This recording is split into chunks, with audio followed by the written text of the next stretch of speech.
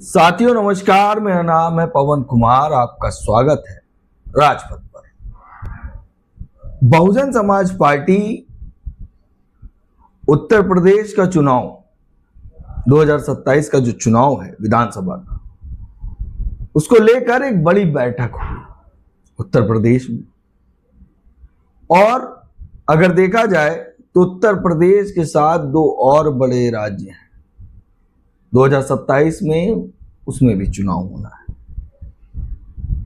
जैसा कि आपको मालूम है, उत्तर प्रदेश के साथ उत्तराखंड और पंजाब दो राज्यों का और चुनाव है। मगर बसपा का एक नारा है, दलित मुसलमान करो विचार, कब तक सहोगे अत्याचार। उस नीति पर बसपा लगातार काम कर रही।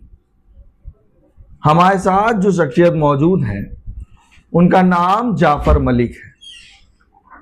उत्तर प्रदेश के दो मंडल मुरादाबाद और सहारनपुर, उसके साथ उत्तराखंड का पूरा राज्य संभाल रहे जाफर मलिक हमारे साथ मौजूद है। उनसे हम बात करेंगे और जानेंगे बहुजन समाज पार्टी की स्ट्रेटजी क्या है आने वाले दिनों में चुनाव लड़ने की और किस तरह से बसपा लड़ेगी। पहले तो जाफर मलिक जी, आपका स्वागत है राजपथ पर। जी जाफर मलिक जी, इस वक्त आप उत्तर प्रदेश के दो मंडल देख रहे हैं और उत्तराखंड भी देख रहे हैं, कैसे देख रहे हैं? नेता ने एक बड़ी जिम्मेदारी दे रखी। देखिए, मैं तो कुछ भी नहीं था, एक बहुजन समाज पार्टी का कार्यकर्ता था। हाँ, ये जरूर है कि मैं 22 साल की उम्र से बहुजन समाज पार्टी में निस्वार्थ काम करता रहा। जो हमारी नेता हैं बहुजन समाज पार्टी की राष्ट्रीय अध्यक्ष बहन कुमारी मायावती जी, आपने भी देखा होगा, पूरा देश देखता है, प्रदेश भी देखते हैं कि हर दबे कुचले लोगों को उन्होंने साहस दिया है। उन्होंने कहा है कि मेरा दरवाजा है, इस पर आइए, और जो दबे कुचले लोग हैं उन्हें आगे बढ़ाने का काम किया है। चाहे वो नौकरियों का मामला हो, चाहे राजनीतिक स्टैंड में दिया हो, जैसे भी दिया हो। और ये नहीं है कि किसी एक समाज के लिए, चाहे दलित समाज हो, चाहे मुस्लिम समाज हो, चाहे बैकवर्ड समाज हो, चाहे अपर कास्ट गरीब तबके के लोग हो, सर्व समाज को सम्मान देकर आगे बढ़ाने का काम किया है। आज भारतीय जनता पार्टी हो, चाहे समाजवादी पार्टी हो, आप देखोगे कि उसमें आधे से ज्यादा जो नेता हैं वो बहन जी के आशीर्वाद से बने हैं। भूल गए वो लोग, मगर जब कोई आदमी किसी के एहसान को भूल जाता है तो ऊपर वाला एक दिन जरूर नीचे लाता है। आज वही वक्त मैं आपको बता रहा हूं कि चाहे दलित में जाओ, आप मुस्लिम में जाओ, आज एक हवा निकली हुई है कि अगर देश को, प्रदेश को कोई बचा सकता है, जो भारतीय जनता पार्टी या इन सरकारों ने भुखमरी तक लोगों को लाकर खड़ा कर दिया, उसे मैंने देखा। अभी परसों बहन जी बहुत चिंतित हैं कि आज हमारे समाजों के लिए, हमारे देश प्रदेश की जनता के साथ क्या होने जा रहा है। इस चिंतित है बहन जी बहुत। और चिंतित वही व्यक्ति होता है जिस व्यक्ति को हर समाज से लगाव होता है। जाफर मलिक जी, बैठक हुई, एक बड़ी बैठक उत्तर प्रदेश की। जो पदाधिकारियों की मांग थी, शायद कहीं ना कहीं जो चेहरे जो चाह रहे थे वो खुशी से बाहर नजर आए, जो तनाव था वो कम हुआ। क्या कुछ रहा? देखिए, बहन जी ने तो हमेशा जो है अपने कार्यकर्ताओं की भावनाओं को देखती हैं और उन्हें साहस देती हैं, उनसे उनकी हिम्मत बांधती हैं, उनका हौसला बांधती हैं। और ये हकीकत भी है, उनका हौसला और बुलंदी इसलिए बन जाती है, इसलिए साहस हो जाता है कि वो लोग हमेशा समय समय पे देखा है बहन जी कि बहन जी ने हर समाज के लोगों को साहस देकर आगे बढ़ाने का काम किया है। उसी बहन जी अपने हर समाज के व्यक्ति को की भावनाओं के हिसाब से समाज ताकत देती है, उनकी भावनाओं के साथ कदर करती हैं। तो इसलिए बहन जी ने खुशी इसलिए है, लोगों ने बहन जी ने कहा कि आने वाले सन 2027 में जिस तरीके से आप बूथ पर जाकर, बहन जी ने क्या कहा मीटिंग में आज, बूथ पर जाकर जिस तरीके से आप मेहनत कर रहे हो और जिस तरीके से आपने 9 अक्टूबर की रैली को सफल बनाया है और उसके बाद भी आपने जो काम को बढ़ाया है, इस काम को और तेजी से बढ़ाओ।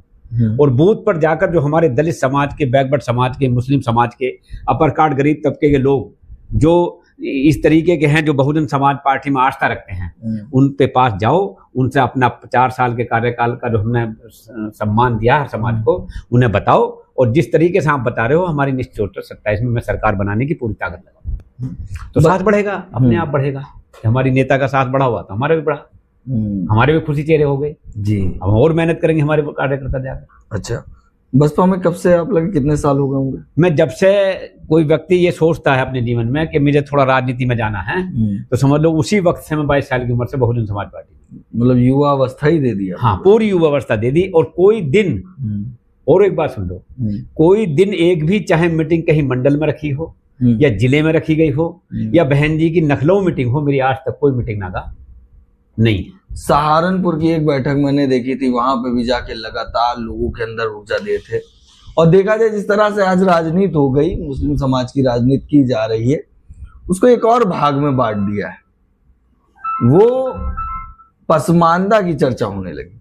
मगर बसपा सुप्रीमो ने आपको भी मौका दिया, आप भी पसमानदा समाज से आते हैं, मगर आपका चेहरा क्या मुस्लिम के तौर पर प्रेजेंट किया है।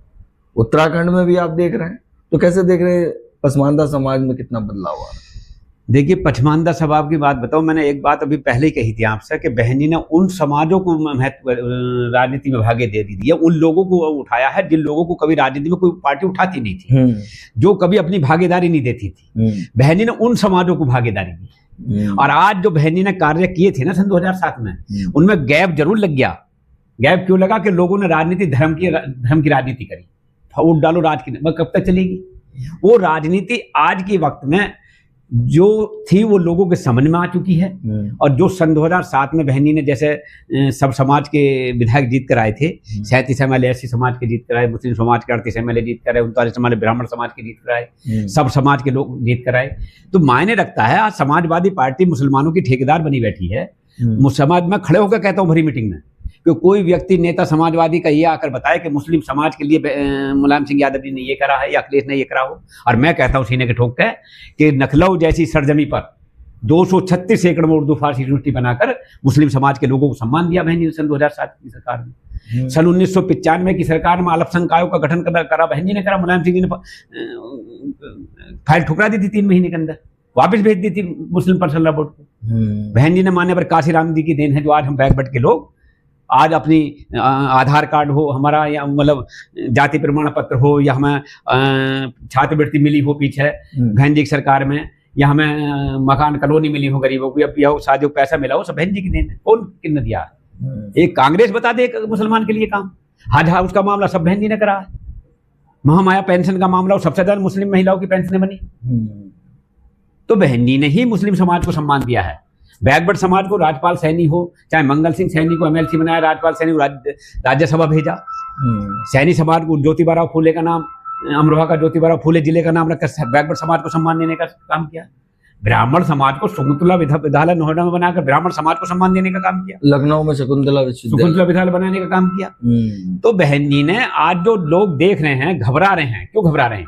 कि आने वाले 27 में सारे समाज, सारे लोग जान चुके हैं कि लोग धर्म की, जाति की राजनीति करते हैं। और बहन जी एक ऐसी नेता हैं कि आज अगर हमारी मस्जिद पर नहीं गई तो किसी के मंदिर पर भी नहीं गई, और किसी के मंदिर पर नहीं गई तो किसी के गुरुद्वारे पर नहीं गई, और किसी के गिरजाघर पर नहीं गई। इसका मतलब ये नहीं वो किसी धर्म को मानती नहीं है, मगर वो सबका सम्मान बराबर करती हैं कि मेरे किसी एक समाज के व्यक्ति को मेरी तरफ से ठेस न पहुंच जा। इतने लोग MLC बने, राज्यसभा बने, मुस्लिम समाज से बने, रिपीट होते रहे, नौजवानी से लगे हुए हैं आप कभी नहीं बने BSP में? नहीं, देखिए आप जानते हो कि हर चीज का एक सिस्टम होता है। मैंने कार्यकर्ता के रूप में काम किया। पहले मैं जिलाध्यक्ष के लिए काम करता रहा, सब यही एक जिलाध्यक्ष सब कुछ, फिर कोऑर्डिनेटर के साथ करता रहा, सब उसके साथ करता रहा। और सही बात आपने एक बात कह दी, अगर नहीं कहनी चाहिए, मगर ये है कि अगर हमारे ही लोग अगर हमें वो आते तो आज 100 मुसलमान हमारे साथ खड़े हुए होते। आज मैं 22 साल का आदमी, आपने सही सवाल कर लिया, 22 साल का आदमी आज, ये बहन जी की देन है जो आज यहाँ इस लायक हूँ। ये सिर्फ मेरी नेता की देन है जो बहन जी ने मुझे अब इस लायक बनाया है। मुझे याद है कि सिर्फ 2 अध्यक्ष जिले के मुसलमान होते थे, एक बहराइच से वारिस अली थे और एक आप थे जिस जमाने में नहीं, मैं जिलाध्यक्ष नहीं बना। आप नहीं? मैं तो कोऑर्डिनेटर ही थे। हाँ, नहीं, मेरा तो बहन जी ने ही बनाया है कोऑर्डिनेटर भी। और नहीं, मैं तो कोई किसी पद पे ही नहीं रहा 20 साल, सिर्फ कार्यकर्ता के रूप में ही काम करता रहा। ऐसा क्या है कि मायावती आपको इतना करीब समझती है, इतना जिम्मेदारी देती हैं और जिम्मेदारी के वक्त रखती हैं? देखिए, मैं तो बहन जी का बहुत शुक्रगुजार हूँ कि बहन जी ने मुझे एक गरीब के बेटे को एक किसान के बेटे को एक जमीन से उठाकर इस लायक बना दिया कि लोगों में जाकर अपनी बात कह देता हूँ, लोगों में जाकर बहुजन समाज पार्टी की मिशन की बात रख देता हूँ। यानी हम मेरा कौन बना रहा था, कौन हमें बनाने लायक था? आज अगर हम कुछ हैं तो हमें बहन जी का देना है। मैं तो बहन जी का कर्ज मानता हूँ अपने ऊपर। और तमाम मुस्लिम मिलाकर 73 एमएलए एक बार में हो गए थे। ऐसा क्या हो गया कि अब आपकी पार्टी के कुल 73 एमएलए नहीं होते? देखिए, ये बात आपने बूझी, मगर मैं आपको ये बता दूं, एक बार अटल बिहारी ने सन 1987 में जब मान्यवर काशीराम जी ने रैली करी थी नखलो, वो लाल किले पे दिल्ली पे, तो अटल बिहारी वाजपेयी मुरली मनोहर जोशी ने कहा था कि साहब आज तो कोई काशीराम जी का बहुत बड़ा रैली आया है। तो उस टाइम हमारी कोई विधायक नहीं था, ना कोई हमारा एमपी था। मगर सन 89 में चुनाव हुआ तो हमारे 13 एमएलए जीत कर आए, 3 एमपी जीत कर आए। तो वही काशीराम जी ने जवाब दिया था कि आज हम 3 में भी हैं और आज 13 में भी हैं। तो वो लोग चाहे समाजवादी पार्टी के लोग हों, चाहे कांग्रेस भारतीय जनता पार्टी के लोग हों, वो ये भूल जाए कि हमारे कितने एमएलए हैं। मगर कितने एमएलए से ज़्यादा वो ये देख लें कि अगर कोई जनमानस वोट है या कोई मजबूत वोट किसी के पास है तो पूरे देश के अंदर बहन कुमारी मायावती जी के पास है। बसपा पहले से टिकट घोषित करने की पार्टी रही जी। अब 2027 आने वाला है जी, चुनाव पहले भी हो सकते हैं। बहुजन समाज पार्टी इस बार कुछ देर में अब टिकट घोषित कर रही है, ऐसा क्यों? उसका ये है कि जो हमारे पहले प्रभारी लोग थे वो उल्टे सीधे लोगों को लाए, उनके टिकट करा दिए, फिर उन्होंने इधर उधर से कोई बातें करी, फिर उनके टिकट कटवाने में लग जाते थे। अब क्या बहन जी का ये कहना है कि जिसका भी टिकट कराओ ऐसा प्रत्याशी लाओ जो हमारे समाज को, हमारे मिशन को जानता हो और बहुजन समाज पार्टी में चुनाव लड़े। ये नहीं हो कि आज लाओ कल उसका काट दिया जाए, जैसे पिछले 2022 नहीं, ऐसा ये नहीं है। इसलिए टिकट बहन जी बहुत सोच समझ कर अपनी देख रेख में कर रही हैं, अपने उससे बहन जी विवेक से जो है पूरी छानबीन करके जब बहन जी टिकट कर रही हैं। इसलिए राजपथ के लिए क्या कहेंगे? राजपथ के लिए क्या कहेंगे? राजपथ के लिए हम ये कहेंगे कि जो राजपथ आज हमारे बहुजन समाज के मिशन के लिए जो कुछ चीज़ें ऐसी हैं जो हमारे कार्यकर्ताओं के हौसला बढ़ाने में योगदान दे रहे हैं या जो कुछ कमियां हैं उन्हें बता रहे हैं, उनके लिए हम दिल से धन्यवाद देंगे। 2 सवाल और। जो बात आपने कही चुनाव लड़ाने की, मुझे पता चला है बसपा इस बार पुराने काडर, पुराने पदाधिकारियों को चुनाव लड़ाना चाह रही। जो पुराने कार्यकर्ता हैं उसके बीच में से भी प्रत्याशी आ सकते हैं।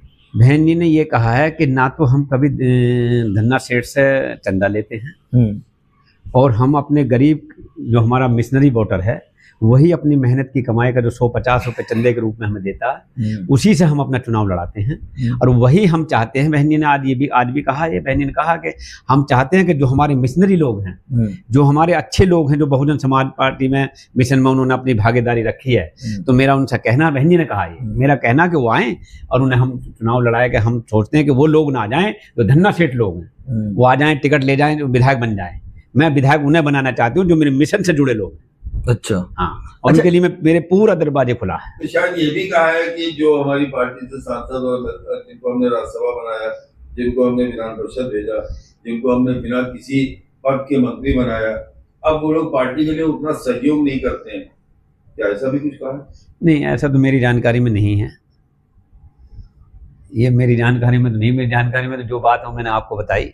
अच्छा, पर ये जरूर है कि बहन जी ने ये जरूर कहा है कि जो भी मिशन के हमारे या जो हमारे अच्छे बीएसपी के वर्कर हैं, अगर मैं चाहूँगी सबसे पहले वो जिनमें क्षमता हो चुनाव लड़ें, जिससे वो मिशन के साथ मजबूती के साथ खड़े रहें। उत्तराखंड की सियासत क्या कह रही है? इस समय आप उत्तराखंड पूरा देख रहे हैं, क्या दिख रहा है? बसपा कितनी? देखिए, उत्तराखंड के अंदर भाजपा ने कई ऐसे काम कर दिए हैं जैसे कि वहाँ मुसलमानों को मतलब रहने की वो नहीं मिलेगी, मतलब क्या बोलते हैं वो, मतलब स्थायी मान्यता नहीं मिलेगी रहने के लिए। तो कुछ बातें ऐसी निकल के वहाँ आ रही हैं। मुझे उम्मीद है अगर हमने मेहनत करी, हमारे वर्कर ने मेहनत करी, तो वहाँ हम सरकार में शामिल होंगे बिना हमारी सरकार नहीं बनी। अच्छा, उत्तराखंड के अंदर आपके बिना हमारी सरकार नहीं बनी। ठीक है, ये हमारी बात हो रही थी जाफर मलिक से, तमाम बिंदु निकल के आए।